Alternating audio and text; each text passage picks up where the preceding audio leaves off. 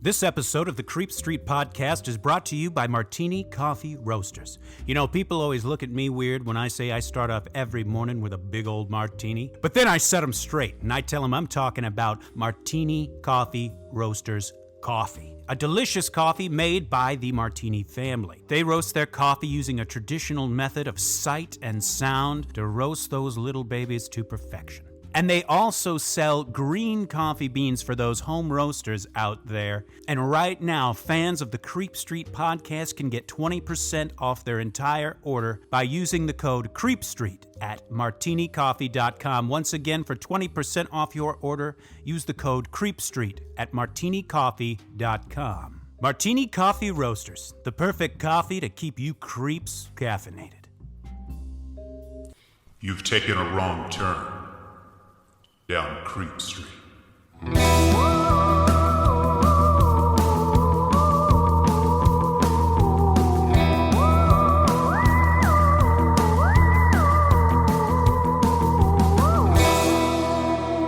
Greetings, citizens of the Milky Way. This is Dylan Hackworth. I'm Maureen Bogey. And this is the Creep Street Podcast. Before we get started, a little housekeeping. Please, as always, be sure to follow us on Twitter. What is our Twitter handle? At Creep Street Pod. And what is our Instagram? Creep Street Podcast. We will also be having a Facebook coming shortly. We also now have a YouTube page. All of our podcast episodes will be up on that page same day as they're available on Spotify. We're now on Spotify. Soon it's going to be Apple iTunes, iHeartRadio, a few others. We're on Podchaser. Spreaker. Yep, we're on a few. So everybody just do all that. Tell your friends. Spread the word. Spread the love. Give us a good review. And whew, now that that's out of the way, let's get started. Maureen, what are we talking about tonight? We are popping off, into something a little weird. Uh-huh. Okay, but also something that's very straightforward, okay? Oh, it's yeah. all in the name. Yeah. Today we're going to talk about black-eyed kids.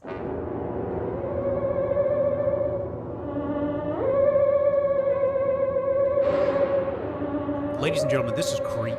This is very creepy. This is one of the creepiest. This was the first time I ever heard about this. I don't know, maybe 5, 6, 7 years ago. So creepy. And it's a relatively new phenomenon. I think it didn't really start getting reported until, the 90s? Oh, we'll talk a lot more about that later on. But yeah, black-eyed kids, they really rose to prominence, I guess, in the 90s. But that's also kind of related to, the internet booming then, or starting then. That's a good point. So there maybe have been other instances of seeing them in the past, but we didn't really know about it because there wasn't a way to talk about it. Right. That whole situation. Right. So where do we get started with this? Okay, first we're going to describe black-eyed kids. Hold on to your fucking hat. You're going to be shocked. Oh. They have black eyes. Deep black. But here's the thing, folks. Before we get started, just know these eyes, it's not just like their irises are black. Or right. No, there is no such thing as whites of their eyes with these things. They are all black. Imagine just a black ball in an eye socket. Yes, and a lot of people, they describe it as not only necessarily being black as the color black, it's more so like the absence of color. Yeah. Where it's like, they just kind of look like voids. They're a void. Wow, that's even just creepier. like nothing right. back there. A lot of people thinks that makes them not have a soul or something like that. Basically, they're usually children around the age of 7 to 14, but there have been some in appearance at least. Yes, exactly. In appearance, and we'll get into that. Who knows if they're, actually something else. But all of the black-eyed kids or black-eyed children, whatever you prefer, it also goes by Beck sometimes, and I like short form? Yes, but I don't do that because I always think of the, singer Beck, and then I get confused, and right. So it's just not for me. So anyway, the black-eyed children, they're always younger, like 7, 8-ish year olds to 14-year-olds usually. Once again, can be younger, can be older. Right. But that's kind of the average situation. They also seem to be dressed in very muted colors, but also very old-fashioned, like very odd. That's what I've heard too. It's almost as if it's not like out of time, like they're dressed like in Regency England. They're not wearing a cummerbund, but it's like they're wearing clothes that feel a little off, that you would not see. Even it's not like hand-me-downs or secondhand. It's not that. There's something off. They aren't, it's not out of this world, but they're dressed in a way that does not fit. No, almost kind of more like early 1900s is kind of the vibe I get, where it's just like a lot of like button-down shirts or like vests, like they're not, or sometimes though they are seen to have hoodies on, so that's kind of a different. Right. So sometimes it's either just nondescript in general, and sometimes it's aged. And you know, it's funny because you saying this harkens back to the Hat Man we talked about in episode 1 with... Exactly.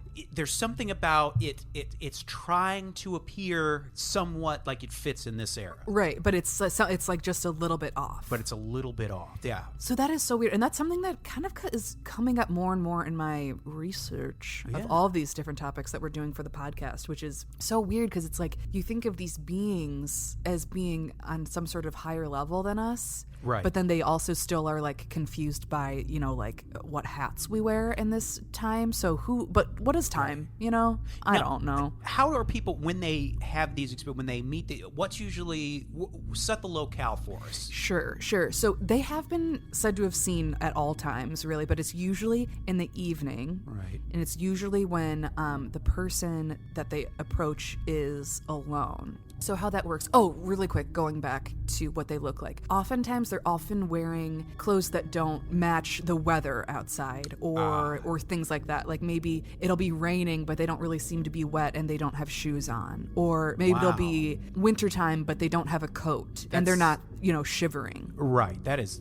Ooh, okay. Yeah, so that's just another thing that I wanted to say, because other than that, they also describe a lot of them as like having bangs, which maybe is so to cover their eyes. Cover their eyes. Wow. I don't know. So yeah, what tends to happen is that they will knock on a door wherever you are. Knock, knock, knock. Knock, Okay. knock, knock. They will ask to come in. They need to be invited in. So they can't just walk right in. They can't waltz in. They can't break in. No, they cannot. They have to be invited in, which will probably make you think of vampires. And that's which is interesting. That's something, I was just going to say that. Vampires. Thank you, Mo. Because there's something, it's not with everything, but a lot of things in this sort of Fortean genre, like vampires, like certain sort of specters, they have to be invited in. Yes. They can't wreak havoc until they're invited in, Right. which is, I find that so fascinating. This thing that of having to, because it makes you think, how does this rule apply to other things? Now, people might say, I didn't invite a ghost into my house, but maybe you did in ways you didn't realize you were doing or something like that. But obviously that's a broader subject for something else. But so what happens? They knock on the door. So here, I'm actually now going to just tell you the original story from a journalist working out of Texas. His name is Brian Bethel. Oh, okay. And he is credited as being the first person to really talk about their issues, or not their issues, their experience with the black-eyed children, or the black-eyed kids. So I will just tell you his story right now. Okay. If you wanted to look it up on YouTube, you could hear a version of him saying it himself. There's a few of those on there, but I will just give you a quick synopsis of what's happening. Please. So this was in the 90s in Texas, I believe Abilene, Texas. Brian was in a strip mall and he was writing a check, I think for a bill, I think it was like a phone bill or something. I can't remember. He was writing a check and he was using the light from the street lamp to illuminate, his lap while he was writing it. And he was also right by a movie theater. Mm-hmm. All of a sudden he's just writing, not really noticing anything. And then all of a sudden he just hears these loud bangs on his window. It really startled him. He didn't know anyone was standing there. And he looks over and he sees these two children standing there. Right. And just staring at him. So he rolls his window down a little bit. But something about them makes him feel so scared and uneasy. And he's noticing, in his head, he's able to think, why am I so afraid of these kids? Wow. Okay. Kids do stuff like this all the time. Right. It seems pretty innocuous. Right. But he immediately gets this pit in his stomach. He's very nervous. Rolls the window down a little bit. They ask if they can come in to his car. They say that they need a ride. He says no. I think, one of the kids is like, I left my wallet at home and I need to get it because we want to go see a movie. Mm-hmm. He was like, oh, well, what movie are you going to go see? And the kid was like, Mortal Kombat. Oh, 90s, baby. That would have been 1996? Oh, something like that. Oh, my God. Yeah. So not only are these things possibly evil, they also have a really shitty tasted movies. Horrible taste. And don't get me wrong, I love watching Mortal Kombat as much as anyone else. It's so shitty it's good. Right. It's one of those movies. Street Fighter, all those all those video game makes in the 90s especially, so bad but so wonderful. So Truly. So they wanted to go see Mortal Kombat. Yeah, but he's like, hold on. The last showing of Mortal Kombat already started. So by the time, because he was able to like look at the marquee. Right. He's like, by the time I give you a ride to get your wallet and then come back, the movie's going to be done or close to done or whatever. I don't even remember if he said that part to them or not, or that's just something he noticed. But as he was saying no, he looked down at his hand and he noticed that his hand was just moving towards the door handle. Was not aware at all. That is so weird. And that is a common thing you're going to hear. There is this, it's so strange. When people witness these things, there is an immediate conflict within them of they're afraid, they want to get away, but at the same time are compelled to let them in. Right, because they're just like these vulnerable kids who, whatever these things actually are, I don't think they always look like kids. Right. But they know that they have to look very harmless and very vulnerable. Like, these are these kids that are alone. No parent is really around. It's marketing. They're fucking marketing. They're marketing. It's marketers. Oh, God. Yeah. So what happened? So when he keeps saying no to the kids, they start to kind of get angrier and angrier, being like, no, let us in. We can't come in unless you tell us we can come in. Oh, boy. And then finally, he's just so freaked out, he peels off and leaves, which I'm sure was, like a lot to do, because in the back of your head, you're still like, did I just leave these kids that needed help or whatever? And has he noticed the eyes yet? Oh, good. Yes. Good Lord. I didn't even say, yes, he noticed the eyes. He didn't notice the eyes immediately, but soon thereafter, he noticed the eyes. And that was like really, really just, yeah. That is so crazy. Yeah, he was like, gotta get out of here. That is so weird. And what was this gentleman's name? Brian Bethel. Brian Bethel. I've heard a lot about this guy because, as we know, he's kind of seen as the guy, the first one to report this. Right. It's not that these things didn't exist before, but it's kind of the first story that was widely talked about and whatnot. And from what I've heard in other outlets, is he doesn't like to talk about it. One, because I think tons of people probably ask him about it all the time. Right. That's part of it, but it's the thing he just doesn't like to revisit. I mean, this guy, isn't he like a journalist? Or was a journalist? So that's the thing. He is not a paranormal person. He isn't someone that's like in the field. Not that that's anything wrong with that, but it's also he's not like he's not just like someone on the street. This is someone with who you would assume has some sort of a rational mind. Right. I mean, he works for a newspaper in Abilene, and he did at the time, and he still does. He is a journalist. He's a journalist. He writes about I saw him, he posted an article about coronavirus the other day. He's currently working and hasn't really had any other major paranormal experiences, or at least publicly, since then. This isn't something that he's constantly doing. Yeah, so a lot of people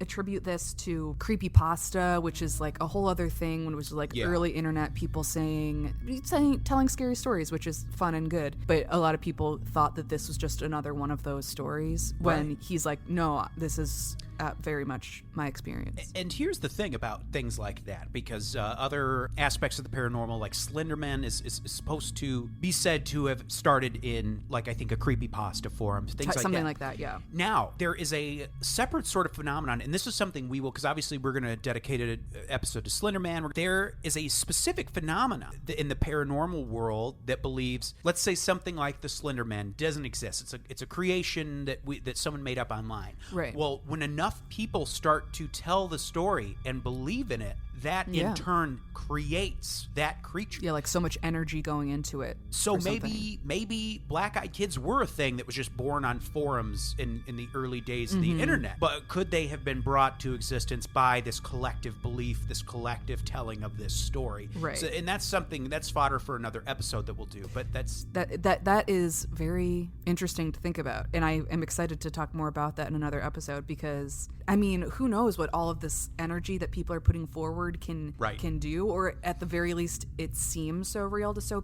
many people that people start acting in that way. So yeah, it's just like very interesting. So do you got any more? Yes. Now I have another story. This was from Reddit, and I think this is a very, very interesting story. Now, this story, was written by a woman who she really says that she is not in to paranormal things. She's a skeptic. She's not necessarily a believer. So Okay. she starts off with that, which I think, you know, a lot of people do, but I don't know. I get a good vibe from her that she's telling the truth. Good. So now I'll tell her story. Ooh. So it had been a slow trick-or-treating night in our neighborhood that evening, which is pretty odd in itself. We usually have kids from different areas dropped off in ours and have a constant parade at the door. That night, I'd say we had no more than 8 or 10 groups of kids come by the entire night. It was about 9:30 and my husband and I were sitting in our living room watching TV. We were watching these ghost stories or ghost shows that are based supposedly on actual events. She put supposedly in parentheses. So she's like, hey, come on. Oh boy, she's I'm not just telling- believing everything. She's her own woman. Good. Pop off, queen. God bless. Okay. So like I said, I don't believe in that stuff, but I do like a good ghost story now and then, and it was Halloween after all. We hadn't had any activity at the door in over half an hour, and it was getting late, so we decided to turn the porch light off and let our dog Chloe out of her crate. First of all, very cute. Oh. Love that. Chloe. Loving Chloe. Very into Chloe. Chloe is an American bulldog and is very docile. We only put her in her crate because we were afraid she'd try and get out and play with all the kids, and I didn't want to have to chase her down the street. Also, we didn't want to scare any of the kids because she looks intimidating to younger kids. Yeah, American bulldogs, they're not aggressive They're the at all, sweetest but thing, they but just they have the face of, I mean, well, every cartoon dog. Exactly. Yeah. So I turned the outside light off and let Chloe out, and she followed me back to the couch and laid down at my feet. It was getting close to 10 p.m. when my husband decided he'd had enough for fun, and he went upstairs for the night. After all, it was Thursday, and he still had to get up early for work the next day. My teenage son was still out with his friends at a local haunted house and wasn't expected back for another hour or so that left me alone on the couch with Chloe. Now, just because I don't believe doesn't mean those shows don't freak me out a bit. And being alone, now watching, I'd have to say I was kind of on edge, as it were. It wasn't long after I heard the upstairs water for the shower turn on when there came a light knock, knock, knock at the front door. My initial reaction was, what the hell, really? It's almost 10 o'clock, go home. But soon an uneasy feeling came over me. Why the knock? Our doorbell glows in the dark, and without the porch light, it would be extra obvious to anyone there. I paused. I couldn't really just ignore it. Our front door has a big beveled glass panel, and anybody right at the door could see enough to see that someone was sitting in the family room watching TV. I hate those doors, by the way. Yeah. And I grew up, it wasn't the whole door, but there was enough of a window in the door that it was like, fuck. I hate windows. Any kind. You're a vampire. I don't like windows of any kind. We need to get you over that. Yeah, thank you. Yeah, I know that's not supportive of me. Not that I don't like light. I love lots of light. I just want light that doesn't set ever. You want an eternal sun. I want eternal sun. Yeah, which would be cool. Maybe next episode we'll talk logistics on that. Ooh. So anyway, so those doors suck. We all understand. Anyway. It would be pretty rude for me to just sit there and not answer it. Knock, knock, knock again from the door. I glanced down at Chloe and she was gone. My gaze followed her usual path to the front door, expecting her to be there like she normally does, but she wasn't there. I stood up looking around the room and found her, crouching by the back door like she was wanting to go out. However, she never asks to go out like that. She always comes and licks my hand or puts her head on my knee. This was totally out of character for her, and I have to say, it heightened my anxiety. She was by the back door, the puppy? Yes. And they were at the front. Well, yes. So that dog was like, get me out opposite direction of here. Okay. Exactly. So the dog was like, nah, honey, absolutely not. I yelled up to my husband, but if he was already in the shower, I knew there'd be no chance of him hearing me. Knock, knock, knock. About that time, a car drove down our street and cast just enough light on the door to where I could see the silhouettes of 2 small children through the glass. I instantly felt relief. It was just some kids, probably a couple of neighbors on their way back home that wanted to stop by and show me their costume or something. I was headed to the door and looked back to make sure Chloe wasn't going to follow. What a great watchdog, I thought to myself as she just sat there. Dylan and I have a dog named Banshee. And she is a wonderful watchdog. She's asleep right next to me at this very second. She's our producer.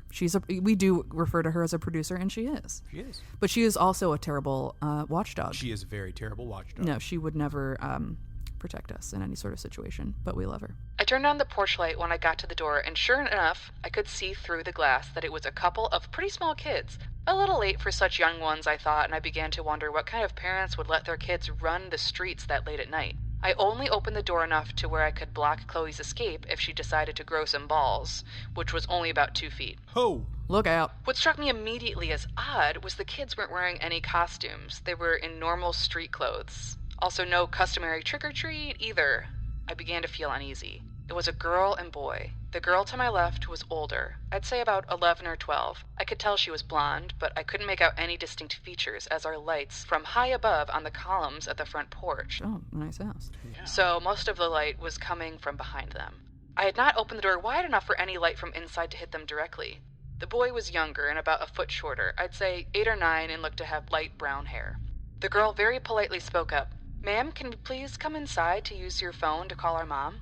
As soon as she spoke, something in the pit of my stomach was telling me something was wrong. What kid, even at that age, doesn't have a cell phone of their own these days? I couldn't remember the last time I'd have anyone ask to use my home phone. Yeah. Hun, why don't you have a phone of your own you can call your mom on? I asked. This is when things got really weird. Both kids turned and looked at each other like they were going to say something to one another, but neither of them ever spoke. They both turned back to me, and the girl said, "Ma'am, my cell phone battery doesn't have any charge left in it. Can we please come inside and call our mother? We're alone out here, and my brother is scared." I have to admit there were two competing feelings going on inside me. Like, hello, yeah, anyone would. The first, that of a mother's heart that wanted to help these two small children get to their mom. The other, a sinking fear in my gut that was keeping the other feeling at bay. It was then I noticed that during the short conversation, I'd already opened the door a few extra inches, which I was completely unaware of doing. I stopped. "Honey, why don't you give me your mother's number and I can call her myself?" Another pause, and they looked at one another. After a short moment, they turned back to me, and the girl said, "Ma'am, my little brother has to use the bathroom. Can we please come inside while you call our mom?" And with that last statement, the little girl moved closer towards the door, like she was just going to walk in on by me.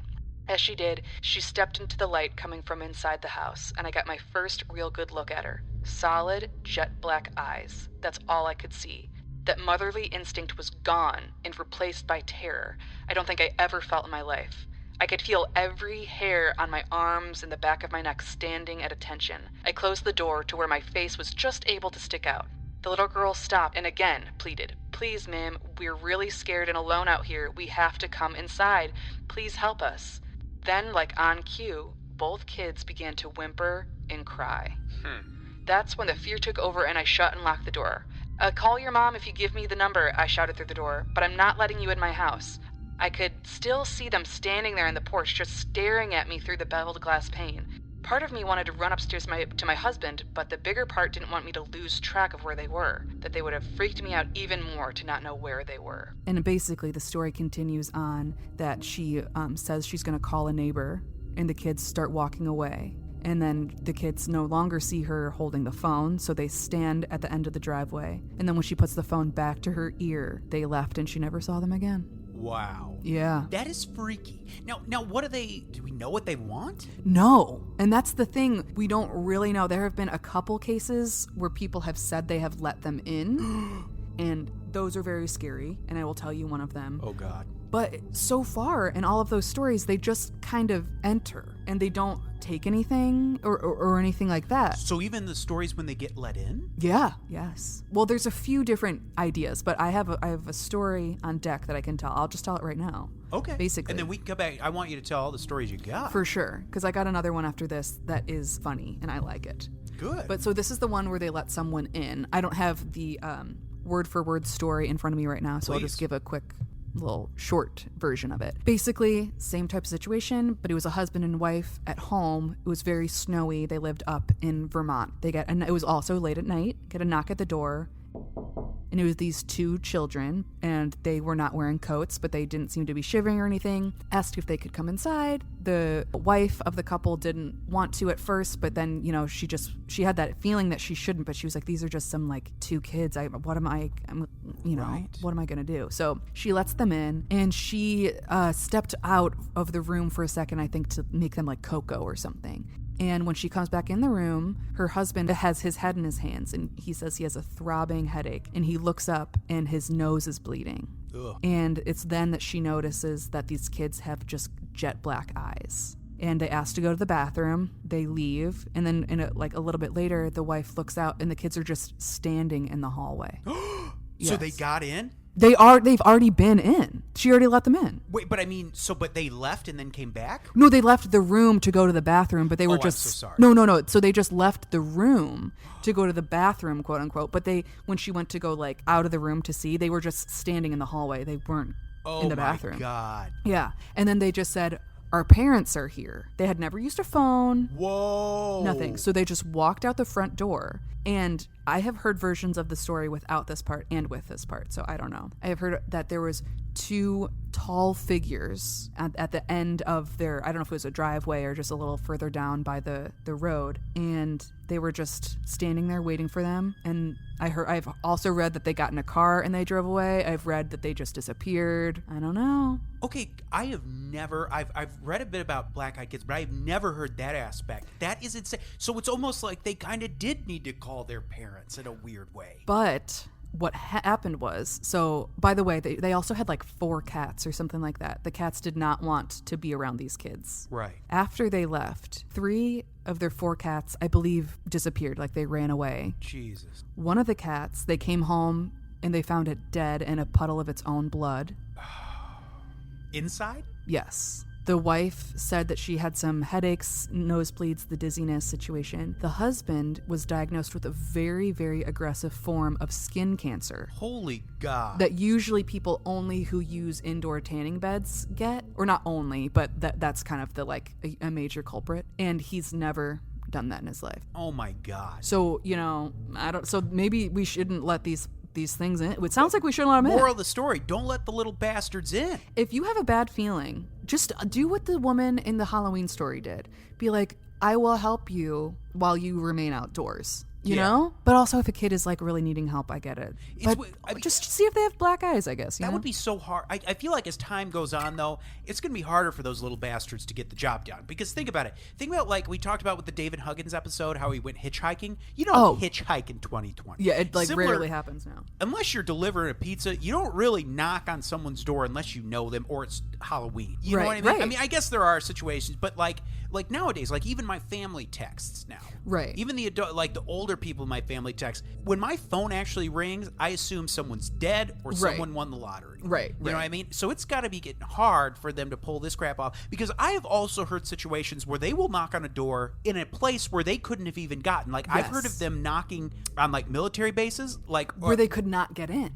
Knocking on a specific person's door when these kids couldn't have gotten on the base anyway without some sort of a guardian or being signed in. Right. That's bizarre. Yeah, I've also heard of them being in apartment buildings. Right.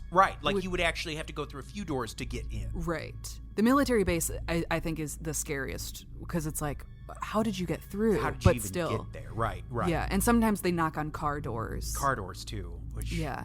Oh, okay. Yeah. How about a little funny one to cleanse the my palate? God. Okay, so this one, I was looking up some good stuff about Black Eyed Kids, trying to get all the tea, as it were. Okay, and this is from someone, I think it was originally on Reddit, but I found it on Thought Catalog. Amen. This one time, early 2010, I was walking home from work and found myself escorting a young lady to her car. Whew. She asked me to escort her, and hoping I'd talk her into a drink or two. I had already had a few myself. Ho! I'd get a number or possibly get laid that night. Whoa, yeah! I know you can't. Wow. I know you can't see me, but I'm winking. Winking. I'm not gonna lie. Jeez, I can't even say this. I'm not gonna lie. She was kinda hot. Wow. This makes you feel good. I don't really know what that. He hasn't. You know what? I'm No not gonna shit, give though. this. She looks scared. Yeah, I'm not gonna give this guy writing notes, even though I'm tempted to. I might actually. Whatever. I kept walking with her and was trying to at least coax out of her what she was so worried about. She would only comment about some really creepy-looking kids who were following her. Being we were in downtown Seattle, this could amount to anything. Yeah, sounds like she had a creepy guy with her, too. Yeah, it sounds like the real predator was fucking this guy. Yeah. Well, anyway. I'm glad he told the story, though. Oh, yeah, of course. So we kept walking and talking. I kept looking behind us to see if the little fuckers were in tow. Oh, Nothing man. popped up out of the ordinary. Then she grabs my arm real hard Oh, yeah. and whispered, "That's them." I do the prudent thing to do, which was to cross the street and make sure I lock eyes with the big one. And I keep in mind, once I get the lady to her car, that I'd give them a earful about being a couple of shitheads for scaring a lone woman in the metropolitan area. This guy... In the metropolitan area. I gotta, this guy... Anyone outside of it, scare the shit out. Yeah, for sure. I mean, this man is a feminist. Oh, clearly. A lone woman in the metro... Don't worry, ladies. This guy fucks. I don't look the kind of guy you want to fuck with. Honestly, it's an unconscious front, since I'm a bit shy. My look reminds people of either a skinhead or a club bouncer. So this man is saying, I look like a skinhead, and that has suited me well in life. Also, if you're reading this, or if you're listening to this and you wrote this, I hope you love the podcast. Don't. Like and review. Yeah. I finally got this woman to her car. Also, this woman. I finally got this woman to her car. God. He had to toss in that he's like, I know where the police are. I know where the police are. I'm a real good man, but I could fuck good. Sounds like it. Ladies of Seattle. Turn up for this guy. Turn out for this guy. Mm-hmm. Wow. I feel like he's the scarier son of a bitch in that situation. I could not agree more. This guy is a true turd. True turd.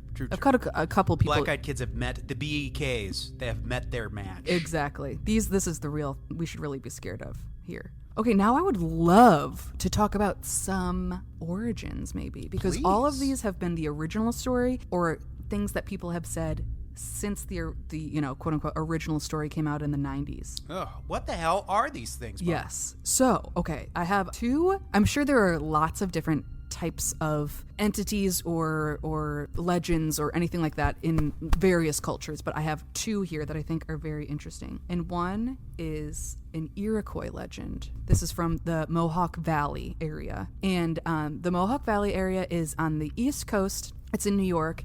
And this area, this group of tribes, one of them is actually, they are from where I went to college, actually. So I learned about them, the Onondaga, which is very cool and interesting. So it kind of was made a close little thing for me. Anyway, this is from a website called I Never Sausage Such a Wait.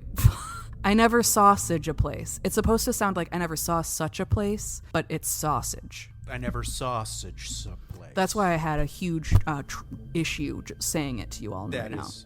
Like many world societies, the Iroquois talk of a good energy and a bad energy.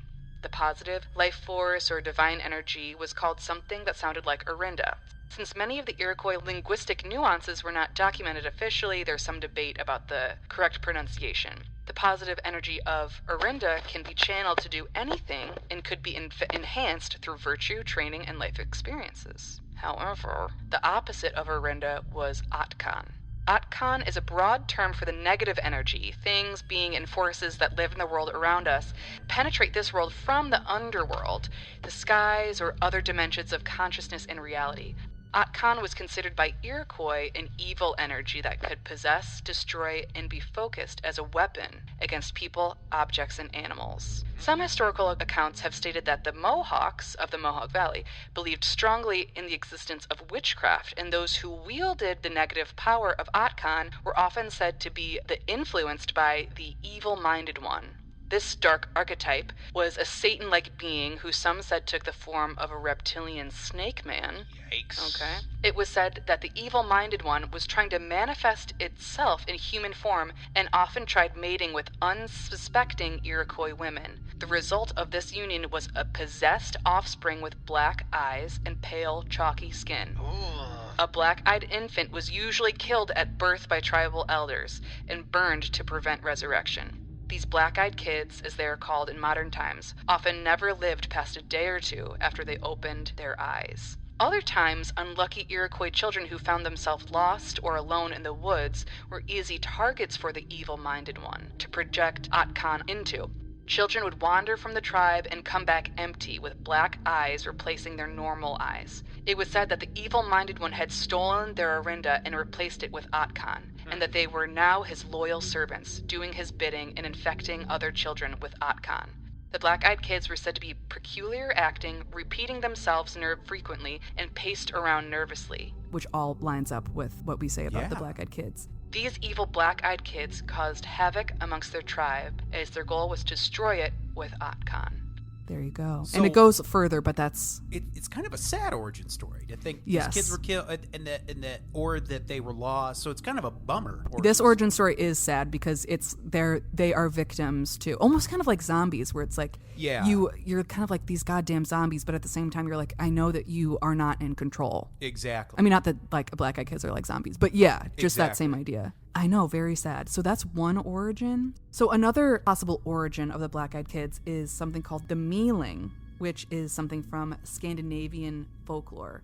Now, this is also kind of sad, but the idea is that it is the incarnations of kids or babies that have not been baptized and have died. And what they're doing is they're going around and they're trying to get people to bury their bodies, their earthly body, and then they can finally have rest is kind of the idea behind it. Yeah, so that's very interesting. And they'll not only want to be buried, it's because sometimes even if they were born and they didn't have a name, they were never named, because some of it was just maybe people that weren't baptized for whatever reason. Right. But then sometimes it was also maybe a woman was pregnant and this, was a time when if you were unmarried, that was not really an option. Yeah. So maybe she gave birth and then just left. This, I guess, happened quite often, and would just leave the baby in the forest to just like die. And they thought that that's who these people were. They were very sad and they had black eyes, and they were saying, give me a name. But I thought that did make me laugh though when I first read it, because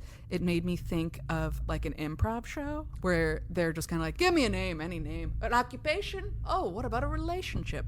So that just it was funny for me to think about. That's a good way to think about it. It's just one big evil improv. Yeah. So as for what they actually are, there's a lot of speculation. Some people think they're kind of a type of vampire because of the needing to be asked in. Some people have said they're aliens. Some people think it's a hybrid between a human and some kind of entity. Some people think that it's just their own thing, something from a different dimension. Some people think they're demons.